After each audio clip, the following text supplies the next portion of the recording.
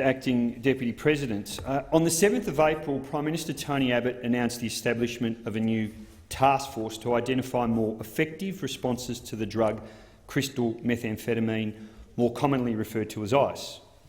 In response, former Victorian Chief Police Commissioner Ken Lay, who chairs the task force, said that Australia, and I quote, "can't arrest its way," unquote, out of the ICE epidemic, and it was a sentiment echoed by a number of retired and serving police chiefs.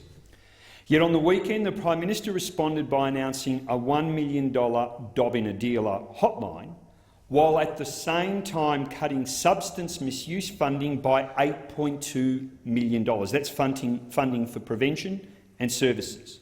And nothing could more starkly highlight the failure of Australia's drugs policy.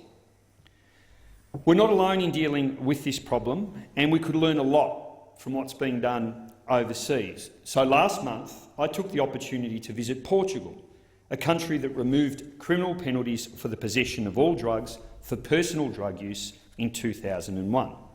So in Portugal, serious criminal penalties apply for drug dealers, but it's no longer a criminal offence to possess drugs for personal use.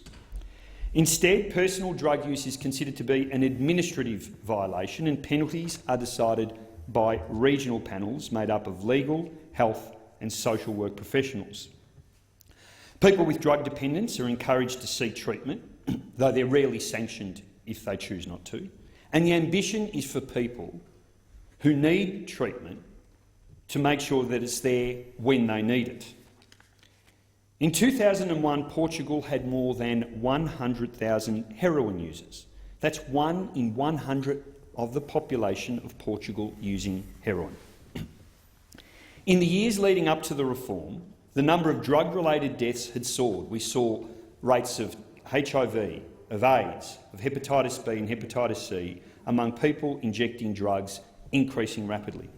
And there was a growing consensus from law enforcement and health officials that the criminalisation and marginalisation of people who use drugs, that this was contributing to the problem, and that a new, more humane, evidence-based legal framework was necessary. So Portugal decided to remove criminal penalties for personal use, and it allocated 90% of its anti-drug funding into expanding and improving prevention, treatment, harm reduction and social reintegration programs, with 10% allocated to policing and punishment. Now, almost 15 years on from this change, what have we learned? Well, we know that in Portugal, levels of drug use remain below the European average. We know that drug use has declined among those aged 15 to 24. We know that lifetime drug use among the general population is broadly in line with comparable countries. We know that between 2000 and 2005, which is for where we've got the most up-to-date data, that rates of problematic drug use and injecting drug use decreased. We know that following the removal of criminal penalties, drug use among adolescents decreased. We know that the rates of ongoing drug use, that is, people who continue to use drugs, have also decreased. Now, it's a policy that fits in with what I learned as a doctor working in a drug and alcohol clinic in Geelong. The people I saw as patients had a lot in common. They struggled with physical drug dependence, and they struggled to keep those things that anchor the rest of us in our daily lives, things like family, friends, social relationships, a job, a roof over our heads. They struggled to manage all of those things. They often had mental illness, problems such as anxiety, depression and psychosis, sometimes triggered by their drug use, sometimes preceding their drug use. And all of these things mean we've got huge challenges as medical professionals in helping to get people well and keeping them well and getting their lives back on track. But when a patient's ready to seek help, they can and do recover. But what makes things difficult is when the services that they need aren't there when they need them, when they've made that critical decision to get help. One thing that doesn't help is getting caught up in the criminal justice system. If someone's struggling to get off drugs, to keep a roof over their head, an encounter with the law, a trip to the police station, being locked up, is guaranteed to erase any progress. We don't arrest people who develop diabetes, but here we have people struggling with a serious health issue where we actively intervene to minimise any chance they have of recovery. And even if they do recover, they still have the obstacle of a criminal record which can severely limit any prospects of future employment. Now, I have personally seen the impact that drug use and drug dependence has on people's lives. It breaks up families. It has a devastating impact on young kids. So I don't come at it from a libertarian perspective that everybody should be able to do what they want, when they want, regardless of the consequences. But what I do know is this. Our current approach doesn't deter people from using drugs, and it actively creates harm rather than preventing it. Most heavy drug users go through a cycle of addiction, and eventually they stop using, either on their own or because they get help. And our challenge is to keep people healthy during that period. Clean needles so that they don't contract viruses, overdose strategies, prevention strategies and so on. And as a nation, Australia will never make progress with its drug problems until people can access care quickly and affordably. But in many parts of the country, we're seeing people who have to wait for 6 months for drug treatment, and we've got a limited range of options. What we see is that it's not just those individuals who bear the cost, but it's society as a whole. Depriving treatment and funding for treatment is a classic false economy.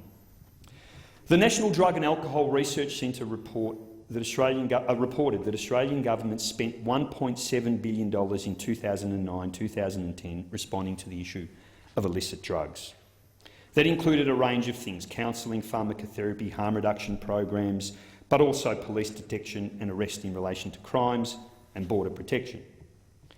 It's about 0.13% of GDP, about 0.8% of all government funding, and yet we don't spend time in this chamber debating whether what we're doing is effective or whether it's working. Now, 66% of that money went on law enforcement, 21% on treatment, and only 9% on prevention. One thing I did agree with the Prime Minister on was when he said that the war on drugs is not a war we will ever finally win. He was right. He's right. And I do believe in evidence-based policy, and you don't have to go very far to see the evidence to support this assertion. By any measure you care to name, our current approach is a failure. Drugs are cheap and available. The price of street heroin and cocaine is cheaper than it's ever been.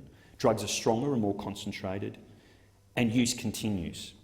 All we've got to show for it is a broken treatment system, people in jail, only to be replaced by new users as soon as other ones have been locked away. And it's time to acknowledge this reality and to start doing something about it. So I'm pleased to be working with members of the Liberal Party and the Labor Party as a convener of the Parliamentary Group for Drug Policy and Law Reform.